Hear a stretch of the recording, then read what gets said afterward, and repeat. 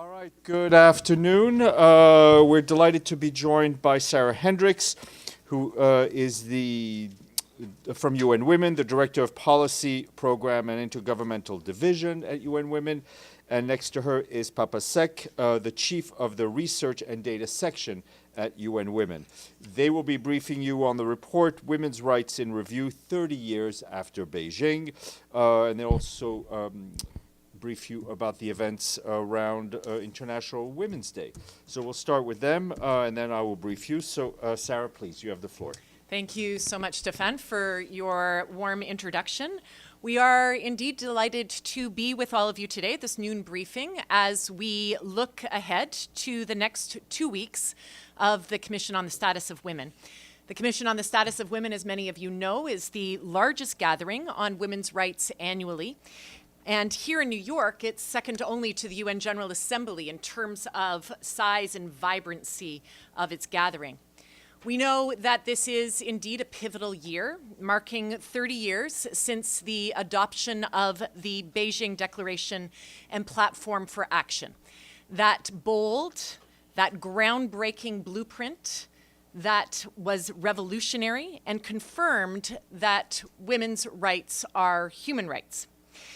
The Beijing Declaration and Platform for Action articulates a vision for a world based on the redistribution of power, where gender equality is recognized as foundational to peace, foundational to security, and to development for all. It received unprecedented consensus, and so is the most comprehensive and widely endorsed framework to this day on gender equality. And this year's Commission will review progress made by governments across the world on the implementation of the Beijing platform, with thousands of participants from governments, from civil society organizations, from experts and activists right across the world coming together to discuss actions, to look at strategies, but also importantly to look at investment needed for gender equality. These are choices, colleagues, that will determine the course of history for all women and girls everywhere. We are excited to build on this year's momentum with tomorrow's commemoration of the International Women's Day. This will feature, of course, the Secretary General, our own UN Women Executive Director, and key activists from across the world for women's rights. It is, of course, but one celebration right around the globe. For International Women's Day is, in fact, actually a day that is celebrated everywhere and mobilizes women right around the world to celebrate the achievements of women in all walks of life. And, of course, to also raise their voices to demand further and faster change. For now, today, we have the honor of bringing to you the launch of UN Women's latest report, which is called Women's Rights in Review, 30 Years After Beijing. And here, UN member states have agreed to review the progress on the implementation of the Beijing Platform for Action. And they are invited to submit reports to UN Women, and then we, on behalf of the Secretary General, compile this into an world stands.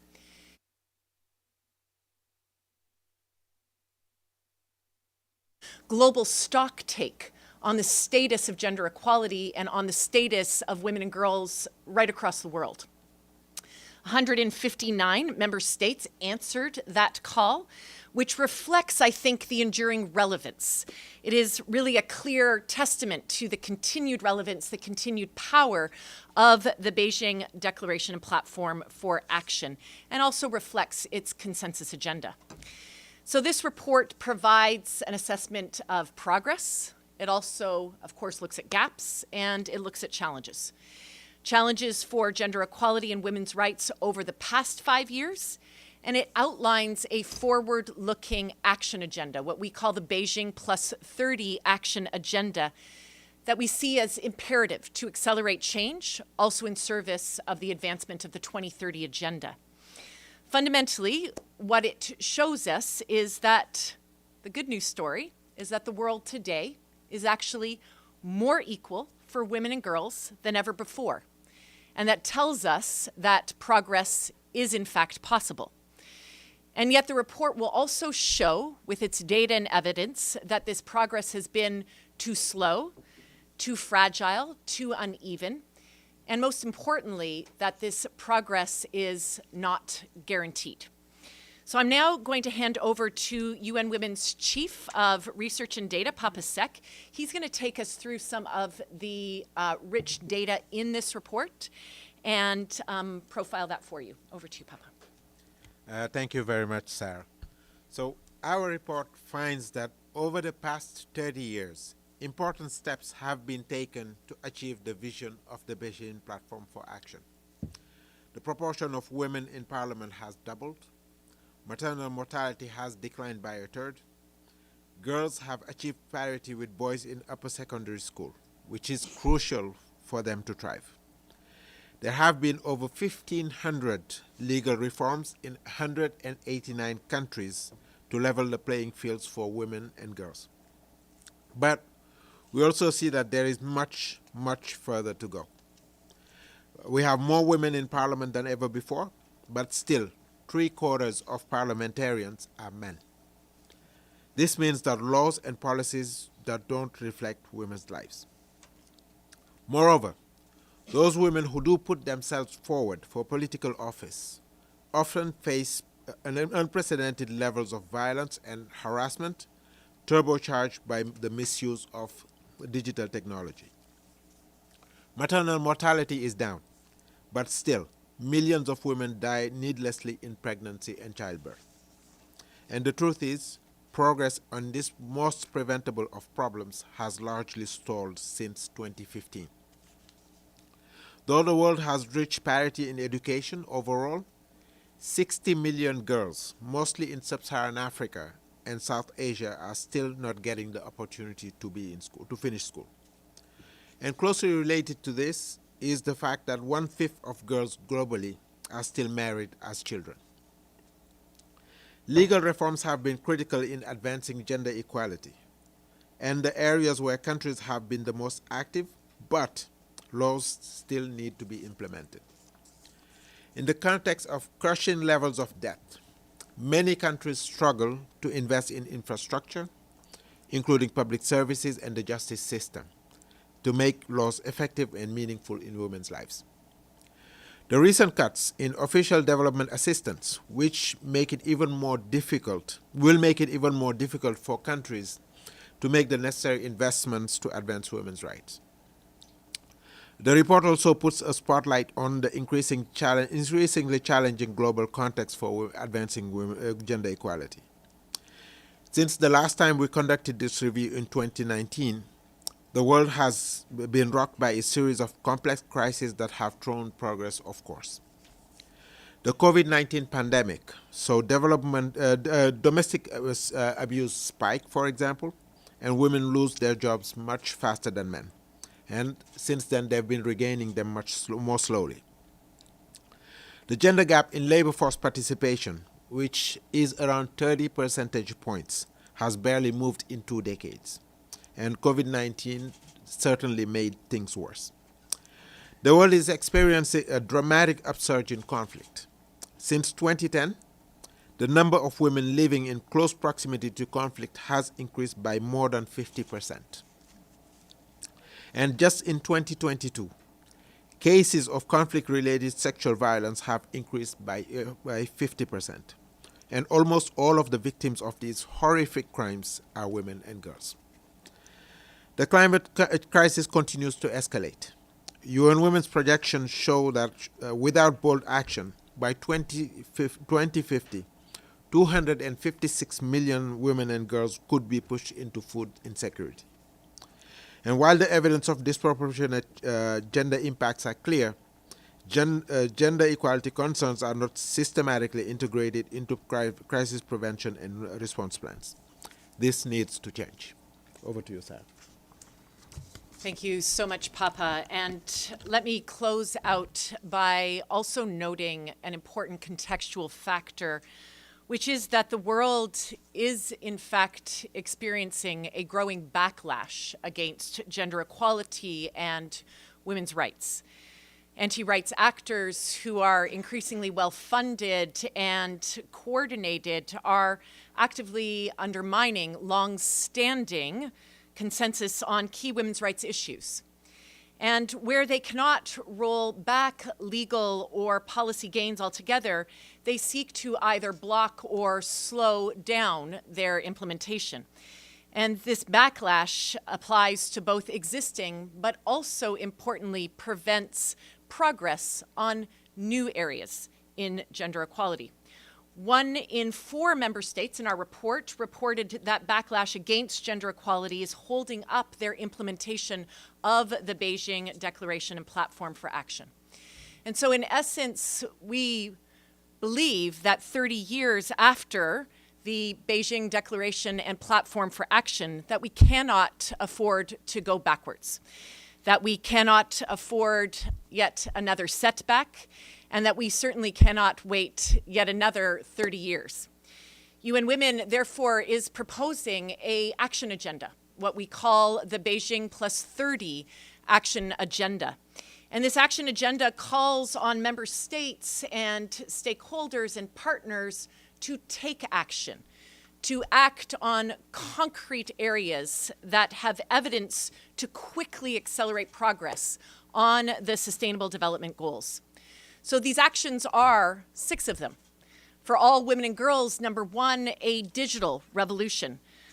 For all women and girls, freedom from poverty. For all women and girls, zero violence. For all women and girls, full and equal decision-making power, peace and security. And finally, for all women and girls, climate justice. It is our ambition that 2025 will be remembered as a pivotal year, that it will be remembered as a year that history looks back and says, this was the year actually that we refused to back down, that we held ground, that we refused to step back, that we indeed actually stood our ground. And so it is an imperative that we do not stop until we achieve the rights, the equality, and the empowerment of all women and girls everywhere. With this, thank you. Thank you, Sarah. We'll go to E.D. Lederer. Thank you very much on behalf of the United Nations Correspondents Association for doing this briefing. My name is Edith Lederer from the Associated Press. First, is it possible to get a list of these 25% of countries that are reporting a backlash on women's rights and gender equality? And secondly, the SDGs, the Sustainable Development Goals, have since the beginning had the achievement of gender equality first by 2020, 2025, 2030, and yet the Secretary General has even talked about, at current rates, not achieving gender equality, I believe, for 300 years in some areas. What is your estimate? And I know you've put forward a 6-point plan, but how do you really change the politics of a male-dominated world to really achieve gender equality? Thank you so much for your robust questions. And I'll start with the first one. I meant that.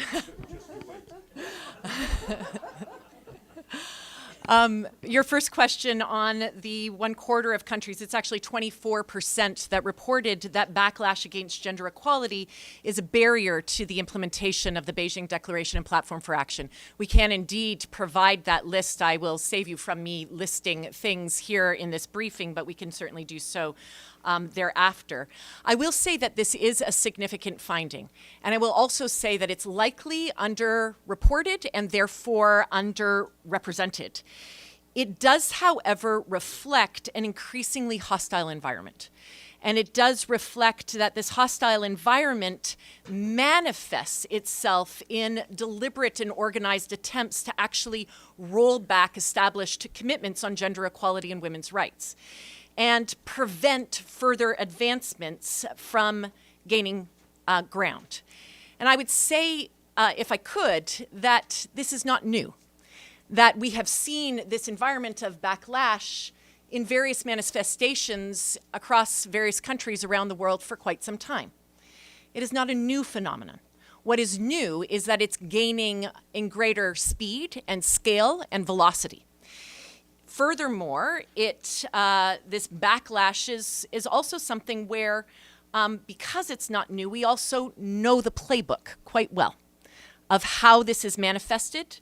And therefore, I would say that women's rights movements are telling us that they are not intimidated, that they are even stronger than this pushback, that they are ready to push forward against the pushback. And that is why we say, let 2025 be the year where history says we stood our ground. And in fact, we push forward against this pushback. On your next question regarding the SDGs, indeed, I think it is increasingly concerning that we see a world where the SDGs, SDG 5, and the gender-related targets across the entire 2030 agenda not gain sufficient ground. And this is concerning because, in fact, SDG 5 is so often called the docking station of the entire 2030 agenda. It is the engine room that enables the acceleration, enables the achievement of the 2030 agenda overall. We know that progress is possible. That's what our report shows. But this progress is far too slow, far too uneven, and now due to the backlash, it cannot be counted on. It is no longer guaranteed.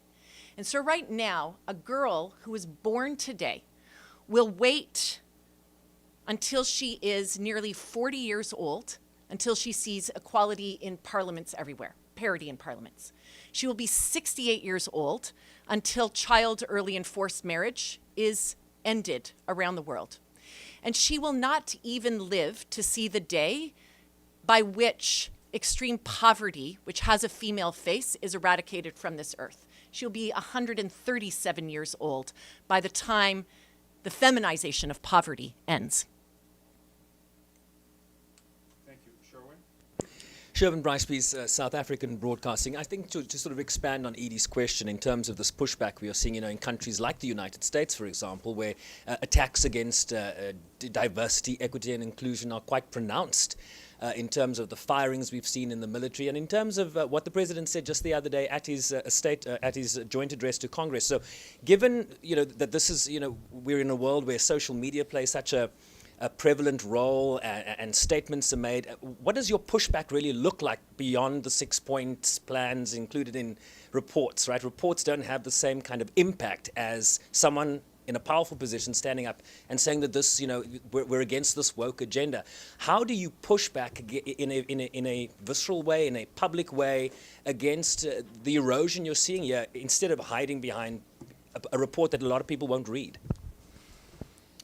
Thank you so much. Oh, That's robust. Go ahead. yeah, that's also robust. Yes, Thank you so much, Sherwin. And perhaps I'll also connect that to the latter part of the earlier question. Indeed, you are pointing to the fact that this pushback manifests itself in many different ways, but where it is based is in fact in very patriarchal, very traditional notions of who men and women are, of the dominant roles, and frankly embedded stereotypes of what is to be expected of women and girls in their household, in societies, in the workplace, in the market, in community. And these notions are actually increasingly gaining public acceptance through political discourse and also through endorsements at the highest political level. And so consequently, the approach to address this pushback needs to be multifaceted. It needs to be evidence-based. It needs to meet that discourse where it is and rise above that. And that's why we don't say we are pushing back against the pushback, but rather we are pushing forward. We have, as UN Women, heard from many, many women who were actually in Beijing back in 1995 when the Beijing Declaration and Platform for Action took place, when women's rights were declared to be human rights. And these women are fearless. And what they have said to us, those women who were in Beijing 30 years ago, is that the current moment is daunting, but we will not be daunted. They will not be daunted, and frankly, neither will we. And so we are meeting this moment, not just in words, but we're meeting this moment in action. We're meeting this moment not with apathy, but with action. And we're meeting it not with despair, but we're meeting this moment with hope. And that's why we have, as UN Women, worked to look at all of those 159 submissions by member states to point to the 6 most catalytic actions that governments could not only raise their voice on, but that they could invest into, that they could drive action into in concrete, unprecedented ways to accelerate the progress and pace of change, the likes of which we hope the world has not seen before. Thank you. Ephraim? Thank you so much. I have Ephraim Kosaifi from Arab News Daily. I have 2 questions. The first one, 1 in 10 women being killed by their domestic partners. Can you tell us where is that happening? Is that across the world? Are there any particular regions where this is a major concern? And second, I wonder if there's any correlation between women occupying the highest posts in their countries. You said like 87 countries have had women presidents. A woman being a woman president or women present in parliaments, has that translated at all into a betterment of life and circumstances for the average women citizens? Has that translated in any kind of small or big erosion of patriarchy in those countries? Thank you. Do you want to start on the first question? Sure. Yeah. So the statistics on 1 in 10 women being killed is a global average. And obviously, global averages hide a lot of disparities across regions. But this is an issue that actually is prevalent in all parts of the world. It's not one particular region. It exists everywhere. And the other thing is this is actually a very hard statistic to compile. And so in all likelihood, it is an underestimate, but at least, one that we can stand behind. On your second question, as it relates to women's leadership in the highest levels of decision making, indeed, we have seen since 1995 a good news story. The good news is that the proportion of women in parliaments has actually more than doubled. I think showing that the Beijing Declaration and Platform for Action mattered. It mattered because it was able to accelerate this type of pace of change. It doubled from 11 to 27%. But at the current rate of change, gender parity in parliaments, and certainly at the highest levels of government, will not be achieved for parliaments until 2063. Last year was called the big election year. And yet across that big election year, only 4 posts at the level of head of state or head of government were actually women who succeeded. And yet what we know is that when women do take positions of power, they are able to represent the issues and the matters that matter to them, that reflect their daily lived realities, that reflect their priorities. And nowhere was this more true than during COVID-19. And that, in fact, became almost a petri dish of the ability to look at the reflective role and the consequence of having women in leadership and how that translated to concrete policies that addressed women's concerns during COVID, whether that was their heightened vulnerability to domestic violence, their needs to address unpaid care work in the household, or whether it was to address the increasing challenges in the workplace in a new technology-based setting. It was women leaders who disproportionately showed up with policies and legislation, with social protection measures that reflected the needs of their female populations. Thank you for.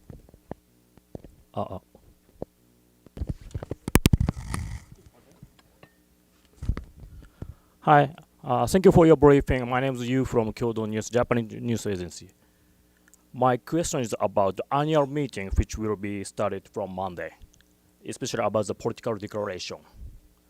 So, two questions.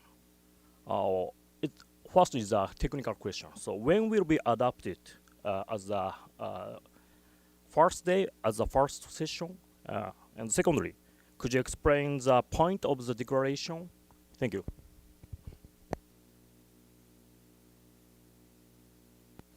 Thank you so much, Yu, for your very concrete questions. And indeed, the political declaration for the Commission on the Status of Women this year is, in fact, a unique moment. Each CSW usually has a set of agreed conclusions. But in this year of Beijing plus 30, as the world both looks back at progress made and looks forward at progress needed, the political declaration will do just that. It will be a statement by governments across the world of the status of gender equality and women's rights in the world and what's needed precisely to accelerate and activate change. It is expected that this political declaration will be adopted at the opening segment of the Commission on the Status of Women, which begins on March the 10th, on Monday, at 10 o'clock a.m.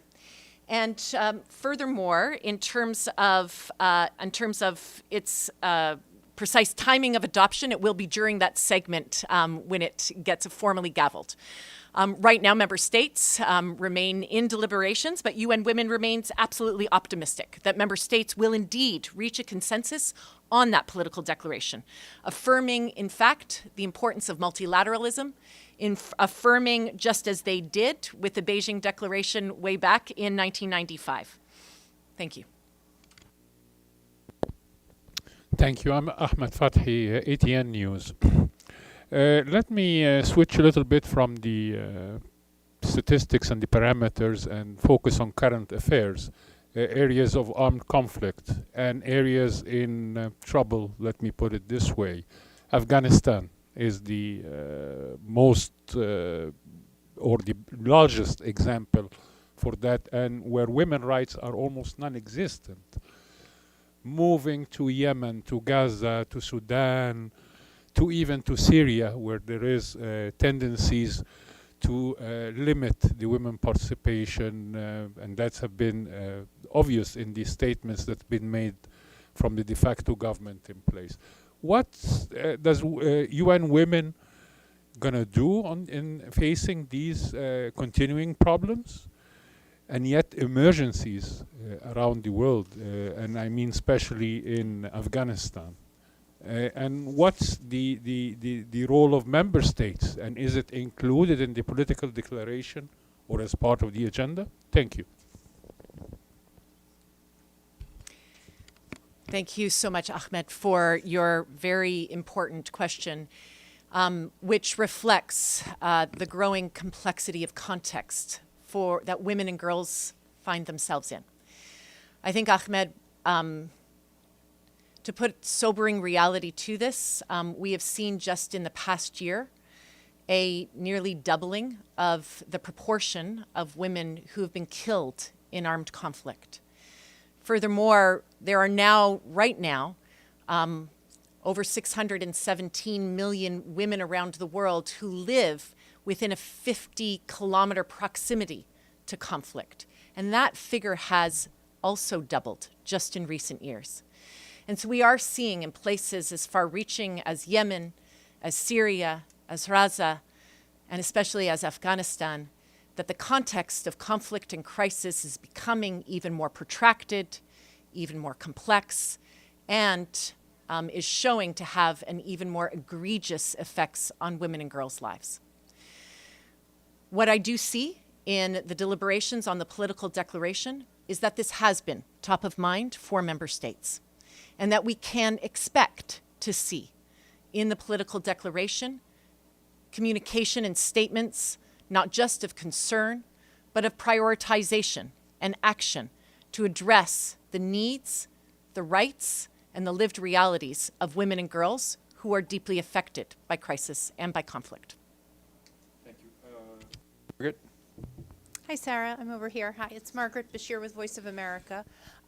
So if you could just remind us, will it be adopted by consensus at the meeting, the declaration?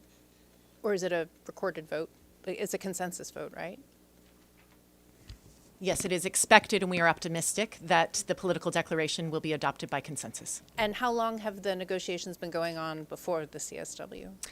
So the negotiations began approximately 2 weeks ago with the first reading, and are continuing but finalizing shortly. And has the U.S. been engaging? Because we heard this week in the General Assembly, they rejected some resolutions that referenced the SDGs and gender equality, saying that they weren't going to automatically reaffirm the SDGs anymore. So how has the engagement been with the administration from the U.S.? So all member states have been engaging, both in terms of geographical groupings as well as some individual member states, and indeed the United States current administration is one of those. Of course, we seek to, wherever possible, as a member state-led process, the political declaration is, to ensure that the concerns of all member states are addressed and, where possible, to be accommodated. However, it is our understanding that member states want to ensure that this political declaration is indeed progressive, that it advances the rights and the equality of women and girls around the world, and that it does not backtrack on the vision set out and endorsed as the most comprehensive vision in the Beijing Declaration and Platform for Action. You, Benno? Thank you. Benno Schwinghammer with the German press agency. We are seeing a rise of celebration of manhood around the world, also by very prominent figures. In the United States, for example, Meta CEO Mark Zuckerberg. He recently said in an interview with Joe Rogan, by the way, a culture that celebrates the aggression a bit more has its own merits. Masculine energy, I think, is good. What I want to ask you is, what do you make out of these remarks or remarks like these? Is this a fundamental shift we see away from equality, or is that more a temporary posture? How do you see these developments? Perhaps I can invite both of us to comment. I'll kick off, but I'd love to hear Papa's Seck's voice on this as well. So, I think this is a through line in terms of our discussion on the pushback. Because, in fact, what we do see, as I said, the pushback is not new, but it is being manifested in increasingly coordinated, increasingly well-funded ways. And it's gaining ground in terms of new voices. UN Women coordinates a study on what's called a gender equality attitudes study in 20 countries around the world. And the recent data from that shows an increasingly shift in the attitudes by men on gender equality and women's rights, showing that more than half of men believe that women should work less, should stay at home more, should attend to children, should be involved in domestic work more. This, of course, I think is a through line through history. But what's more concerning to me, Bennu, is that the views are most prevalent with young men. The views were more deep-seated with the age range of men between 16 and 34 years. And what this tells us is, in fact, is that there is a potential fundamental shift that is happening. And we need to be attentive to that. We need to wake up and take that seriously, and we need to meet this moment. Papa. Yeah, thank you. And this is also something that we see particularly in social media through technology. For example, what we've been seeing in recent years is really a rise in technology-facilitated violence against women, for example. But, I think at the end of the day, it's also not all men, right? And that, I think, has to be an important message. Those of us who do not subscribe to that cannot stay silent. If we do, then we would be complicit. So I think we also have to speak up if we don't subscribe to that view. Sorry. Apologize. Thank you very much. Thank you Sorry, very. go ahead. Yeah, go ahead. Thank you very much, Noreen Hussain with IPS News. This is actually also you've actually made Mr. Seck, you made a comment about this with social media, so I do want to just touch on that, on what the role of technology can be in achieving gender equality, because we're sort of seeing two facets to this. On the one hand, there's the question of closing the gap, the digital gap, ensuring that more girls and young women can access technology and use it to improve their livelihoods or to access to gain new skills. On the other hand, as you've just mentioned, technology facilitated violence against women, and technology has been weaponized in a way that targets women and young girls and makes them more susceptible to it. So what can you sort of give us some more insight into that? Yeah, so technology, as we all know, is the future, right? It has immense potential to accelerate women's rights and gender equality. But, it has to be done right, like all other things. For example, I think one of the big issues that we see, for example, are the gender gaps in access to online technology, right? Women have less access to cell phones, for example, less access to the internet. So that is the digital gender gap, and that needs to be addressed. And for them to be able to, take advantage of opportunities, for example, in e-commerce or in agriculture and so forth. And, you mentioned technology-facilitated violence. That's also, I think, another issue that we probably don't fully understand yet. And that is why, for example, UN Women has been studying the phenomenon, including collecting new data in this area to really try to understand it a little bit better. And in this area, I think, issues related to laws, for example, are absolutely paramount. They need to be updated. So we do have laws in the books, for example, on violence against women. That's one area, I think, in the report that we highlight where member states have been really active. But not all those laws essentially now are updated to include issues related to technology. It has to be, also I think connected to law enforcement. So there are lots of lessons that we've learned, for example, in our efforts to address violence against women that would be applicable to this area. But there are also other areas that really need to we need to update essentially that knowledge as well.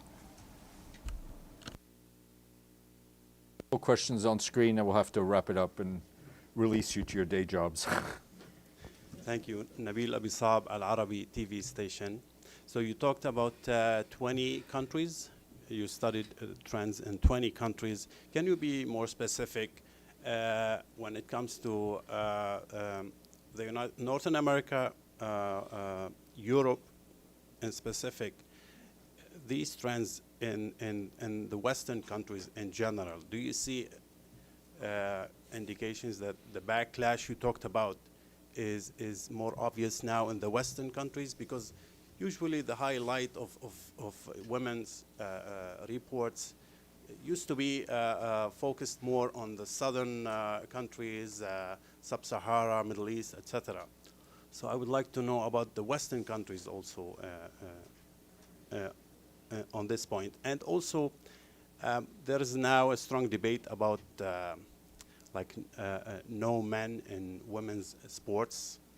We heard it from President Trump, for example, but we also hear this debate in different countries and different communities. So where do you put this debate in the bigger picture when it comes to women's rights to practice sports, for example? And do you see a competition between transgender communities and women in sports?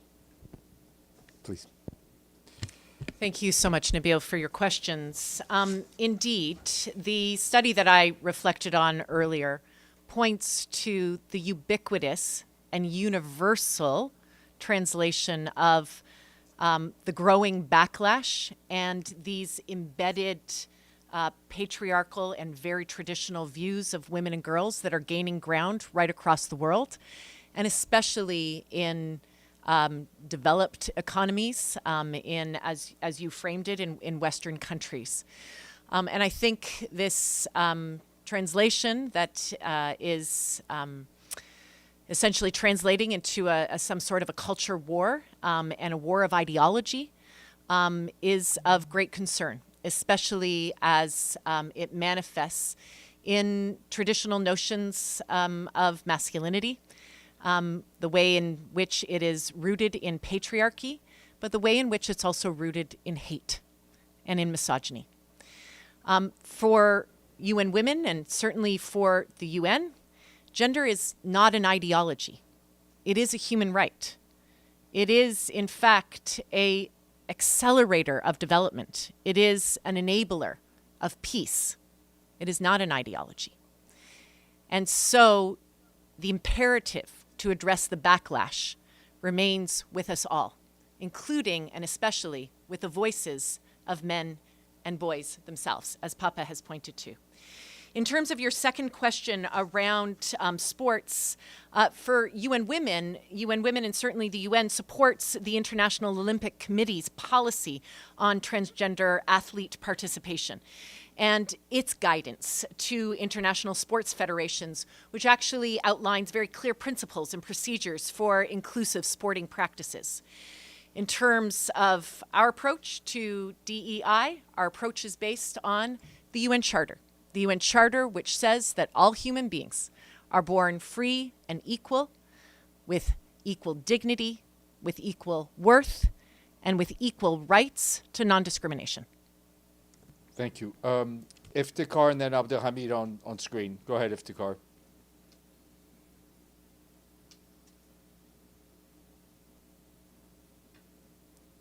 Iftikhar, can you hear us?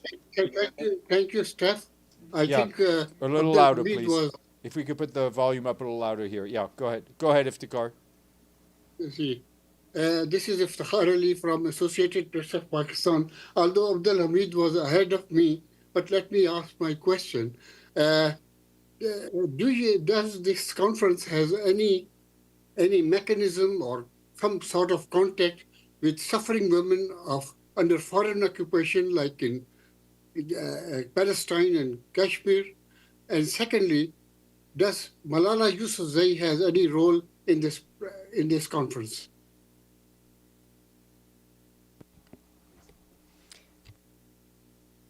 Thank you so much, Iftikhar. We did hear you and your questions, I hope, loud and clear. In terms of your first question, allow me to say that there are over 200 and I believe 80 official events of the Commission on the Status of Women, which cover ground across many different issues in the spectrum of women's rights, gender equality, and women's lived realities. There is no doubt that the issues and the realities of women living in Raza and in other contexts will be part of those side events. We do know that there are women coming from Raza to from Palestine to the Commission on the Status of Women. In terms of the role and the voice of Malala, I do know directly that Malala's foundation is planning some side events on the imperative of girls' education, on adolescent girls' voice, agency, and opportunity. I do not have confirmation as to her concrete presence during the Commission. Thank you. And the last question, Abdelhamid, also on screen. Hold on, can we get Abdelhamid's mic unmuted? Go ahead, try again. No. Abdelhamid? No, we cannot hear you. Okay, sorry. Listen, Sarah, Papa, thank you so much for your robust answers.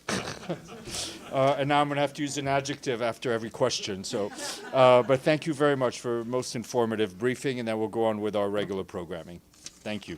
Thank you to you, Stefan, and to the great interest from across the board. And happy International Women's Day to one and all tomorrow. Thank you. Thank you.